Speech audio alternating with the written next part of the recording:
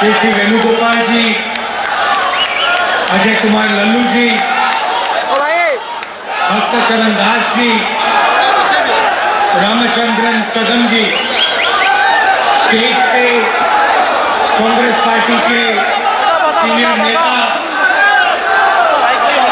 और हमारे कांग्रेस पार्टी के उड़ीसा के प्यारे कार्यकर्ता भाइयों बहनों,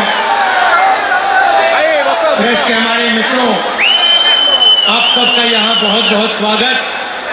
आप दूर दूर से गर्मी में हमारी बात सुनने आए, इसके लिए आपको मैं दिल से धन्यवाद करना चाहता हूँ।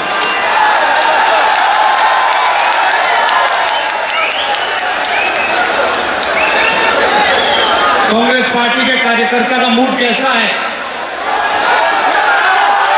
नहीं सुनाई नहीं दिया मुझे। कैसा मूड है?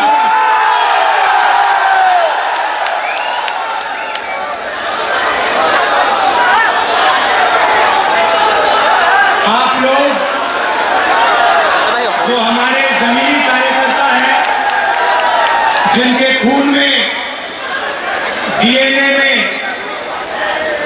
कांग्रेस पार्टी है, जो हमारे गब्बर शेर हैं,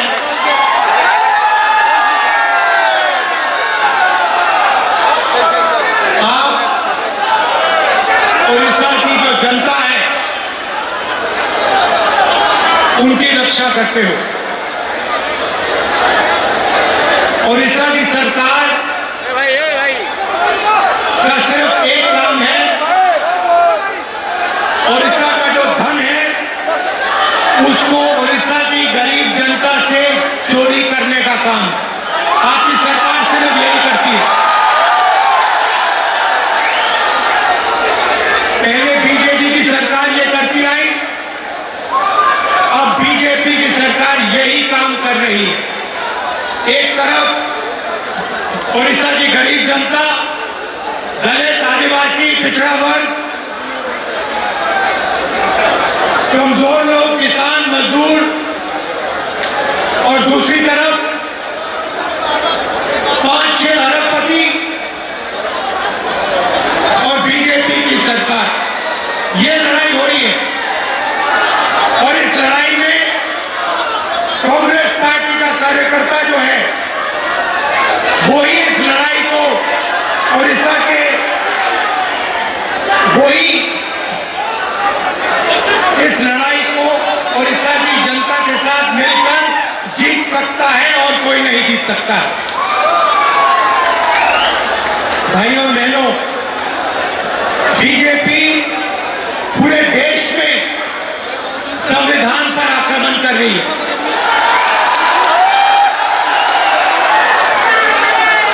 जहां भी हम देखते हैं संविधान पर बीजेपी के लोग आक्रमण कर रहे हैं। कल मैं बिहार में था और बिहार में जैसे महाराष्ट्र में चुनाव चोरी किया गया, वैसे ही बिहार में चुनाव चोरी करने की कोशिश की जा रही है। वैसे ही बिहार में चुनाव चोरी करने की कोशिश की जा रही है और चुनाव चोरी करने के लिए इलेक्शन कमीशन ने नई साजिश शुरू की है। इलेक्शन कमीशन बीजेपी का अंग का काम कर रहा है, अपना काम नहीं कर रहा है। महाराष्ट्र में लोकसभा और विधानसभा के बीच में 1 करोड़ नए वोटर आ गए। आज तक किसी को नहीं मालूम ये वोटर कौन थे और कहां से आए। हमने इलेक्शन कमीशन से एक बार नहीं अनेक बार कहा है, आप हमें वोटर लिस्ट दीजिए, आप हमें वीडियोग्राफी दीजिए। इलेक्शन कमीशन नहीं देता है और जो चोरी महाराष्ट्र में हुई वही चोरी फिर से ये लोग बिहार में करने जा रहे हैं। कल मैं बिहार गया, इंडिया गठबंधन के नेताओं के साथ हमने कहा कि बिहार में हम इलेक्शन कमीशन को बिहार का चुनाव चोरी नहीं करने देंगे, बीजेपी को चुनाव नहीं चोरी करने देंगे। भाइयों बहनों, उड़ीसा इनका मॉडल है। यहां पे 5-6 बड़ी कंपनियों को ये आपका पूरा का पूरा धन दे रहे हैं। अभी मैं डेलीगेशन से मिला, किसान के डेलीगेशन से मिला, महिलाओं से मिला और उनकी आवाज सुने, उनका दुख सुना, उनका दर्द सुना। भाइयों बहनों,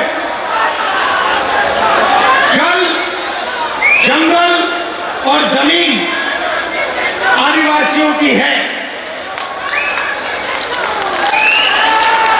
मैं फिर से दोहराना चाहता हूं, जल, जंगल और जमीन आदिवासियों की है और आदिवासियों की रहेगी।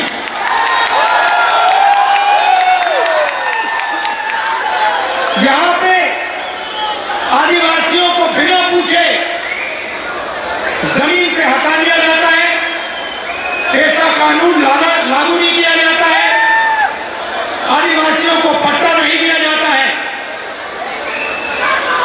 ये जमीन उनकी है, जल उनका है, जंगल उनका है और कांग्रेस पार्टी ऐसा कानून लाई, ट्राइबल बिल लाई और इन कानूनों को हम लागू करके दिखाएंगे और आदिवासियों को उनकी जमीन वापस दिलवाएंगे। विकास भाइयों बहनों, विकास 2-3% के लिए नहीं होता है, विकास 2-3 अरबपतियों के लिए नहीं किया जाता है। विकास उड़ीसा की जनता के लिए किया जाना चाहिए, गरीब लोगों के लिए किया जाना चाहिए, किसानों के लिए किया जाना चाहिए। यहां की सरकार 24 घंटा आपका धन, आपका जंगल, आपकी जमीन आपसे छीनती है, आपको जमीन से हटा देती है, आपको सही मुआवजा नहीं देती है, आपको धमकाती है, आपको डराती है। और मैं यहां स्टेट से कहना चाहता हूं, हमारे आदिवासी भाई हो, हमारे किसान हो, हमारे मजदूर हो, जिन पर भी सरकार आक्रमण कर रही है, जिनके खिलाफ अत्याचार हो रहा है, उनके साथ कांग्रेस पार्टी के सारे नेता खड़े मिलेंगे। मैं कहां मिलूंगा? और मैं आपसे कह रहा हूं कि जो आपका पट्टा है वो आपको कांग्रेस पार्टी दिलाएगी, अंत में कांग्रेस पार्टी ये काम करेगी। नरेंद्र मोदी जी एक नई योजना लाए थे पूरे देश में। उन्होंने फसल बीमा योजना, एक नई योजना लागू की थी। उन्होंने कहा था कि जब किसानों को मुश्किल होगी, तूफान, ओले से उनका नुकसान होगा, तो ये नई योजना उनकी मदद करेगी। और उन्होंने क्या किया? उन्होंने आपसे पैसा लिया, गरीब जनता से, गरीब किसानों से पैसा लिया, प्रधानमंत्री बीमा योजना के लिए सरकारों से पैसा लिया, सेंट्रल गवर्नमेंट से पैसा लिया और वो पैसा उन्होंने उन्हीं 3-4 बड़ी कंपनियों को दिलवाया। आज सच्चाई है कि जब आंधी आती है, तूफान आता है, ओला गिरता है, किसान को मुआवजा नहीं मिलता। हजारों करोड़ रुपए नरेंद्र मोदी जी ने किसानों का पैसा, स्टेट सरकारों का पैसा, यूनियन दिल्ली की सरकार का पैसा उठाकर इन कंपनियों को दिया। मगर ये कंपनियां जब आपका नुकसान होता है, आपका पैसा वापस आपको नहीं देती है। ये सच्चाई है। और उड़ीसा के किसी भी किसान से आपने पूछ लीजिए, जहां भी यहां पे नुकसान होता है, आंधी आती है, तूफान आती है, आप जाके पूछिए, किसान से पूछिए, क्या आपको बीमा योजना का पैसा मिला और एक आवाज से ओडिशा के सारे किसान आपको जवाब देंगे कि हमें पैसा नहीं मिला, हमारा पैसा चोरी किया गया, हमारा पैसा बीमा योजना में हमें नहीं मिलता। मैंने शुरुआत में कहा कि ये कॉन्स्टिट्यूशन के खिलाफ, संविधान के खिलाफ आक्रमण है। संविधान गरीबों की रक्षा करता है, संविधान किसानों की रक्षा करता है, मजदूरों की रक्षा करता है। संविधान में कहीं नहीं लिखा है कि ये देश अदानी का है, अंबानी का है, अरबपतियों का है। ये आप संविधान खोल के देखिए, इसमें लिखा है कि ये देश हर नागरिक का है, इसमें हर व्यक्ति को वोट, एक वोट मिलेगा। जमीन इस देश की है, गरीब जनता की है, किसानों की है, किसी एक अरबपति की नहीं है। मगर जहां भी हम देखते हैं, चाहे वो ओडिशा हो, छत्तीसगढ़ हो, जहां भी हम देखते हैं एक नाम दिखाई देता है, अदानी अदानी अदानी अदानी।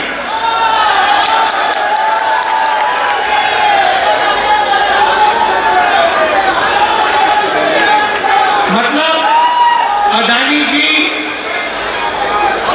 ओडिशा की सरकार चलाते हैं, अदानी नरेंद्र मोदी को चलाता है। और जब ओडिशा में जगन्नाथ यात्रा निकलती है,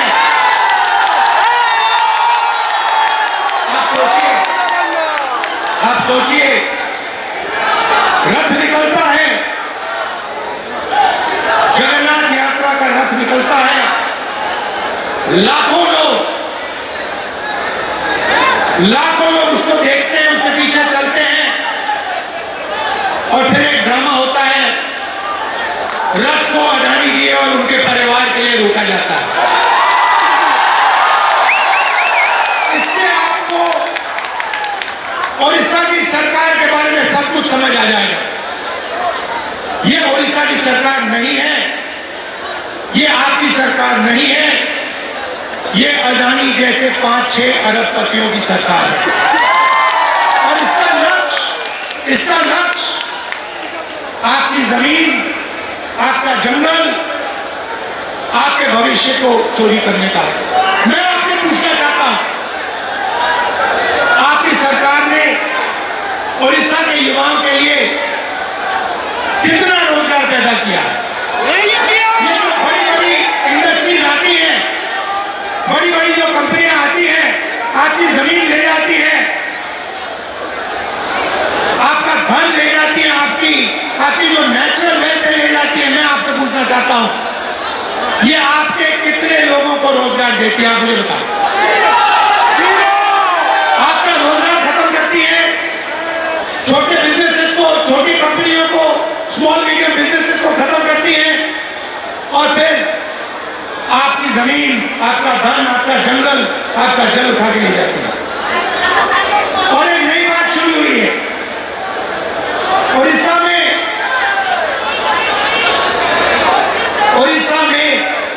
40,000 से ज्यादा महिलाएं गायब हो गई हैं। आज तक नहीं मालूम कि ये महिलाएं कहां गई। महिलाओं के खिलाफ हर रोज यहां अत्याचार होता है, रेप होता है, बलात्कार होता है हर रोज।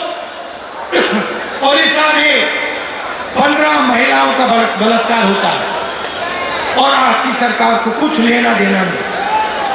आपकी सरकार सिर्फ 24 घंटे आपका खून चूसती है, आपकी जमीन छीनती है। ना उनको महिलाओं से कुछ लेना देना, ना उनको रोजगार दिलवाना है, ना उनको युवाओं से कुछ लेना देना। इसलिए हम यहाँ आए हैं और मैं आपको मैसेज देना चाहता हूँ कि चाहे मैं हूँ या कांग्रेस प्रेसिडेंट हो या कांग्रेस पार्टी के कोई भी नेता हो, हम यहाँ आपके साथ खड़े हैं। जब भी आपको मुझे बुलाना हो, जहाँ भी आपको मुझे ले जाना हो, मैं इस सरकार के खिलाफ लड़ना चाहता हूँ और इस सरकार को हटाना चाहता हूँ। एक बात मैंने भक्तचरण दास जी को कही, तेलंगाना में हमने जाति जनगणना करवाया है। तेलंगाना में जाति जनगणना ने कमाल कर दिया है, क्योंकि जाति जनगणना ने तेलंगाना के हर नागरिक को समझा दिया है कि तेलंगाना में कितने लोग कौन से वर्ग के हैं, ओबीसी कितने हैं, अति पिछड़े वर्ग के कितने लोग हैं, दलित कितने हैं, आदिवासी कितने हैं, गरीब जनरल कास्ट के कितने लोग हैं। एक प्रकार से तेलंगाना सरकार ने तेलंगाना का एक्सरे किया है और तेलंगाना की सरकार को अब मालूम है कि कितना धन किसके हाथ में है, कौन किसके पास क्या है, कितनी आबादी किसकी है। और मैं ये ओडिशा की जनता से भी कहना चाहता हूं, देखिए यहां पर हमें पता लगाना है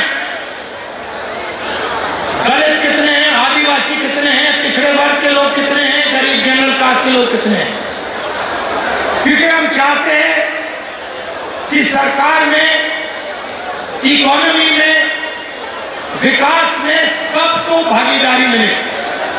आज उड़ीसा के पिछड़े लोगों को, दलितों को, आदिवासियों को ना सरकार में जगह मिलती है, ना कॉर्पोरेट में जगह मिलती है, ना ब्यूरोक्रेसी में जगह मिलती है। ये जो 5-6 कंपनियां आप पर राज कर रही है, मैं आपसे पूछना चाहता हूं, इनके मालिकों में कितने पिछड़े वर्ग के लोग हैं, इनकी मैनेजमेंट में कितने पिछड़े लोग के वर्ग हैं, कितने दलित हैं, कितने आदिवासी हैं, कितने गरीब जनरल कास्ट के लोग हैं, आपको एक नहीं मिलेगा। इसीलिए मैंने भक्तचरण दास जी से, लालू जी से कहा है कि पूरा दम लगा के आप उड़ीसा की जनता को समझाइए कि सबसे पहला काम जाति जनगणना है, और अगर हमें उड़ीसा में बदलाव लाना है तो जाति जनगणना हमारा औजार है, क्योंकि जाति जनगणना से दलितों को, पिछड़ों को, आदिवासियों को, गरीब जनरल कास्ट के लोगों को अपनी सच्ची शक्ति समझ आएगी। और जिस दिन इनको अपनी सच्ची शक्ति समझ आ गई, उस दिन ये सरकार को गिरा के फेंक देंगे। भाइयों और बहनों, आखिरी बात मैं कहना चाहता हूं, बीजेपी की सरकार ने ड्राइवर्स एसोसिएशन और यूनियन से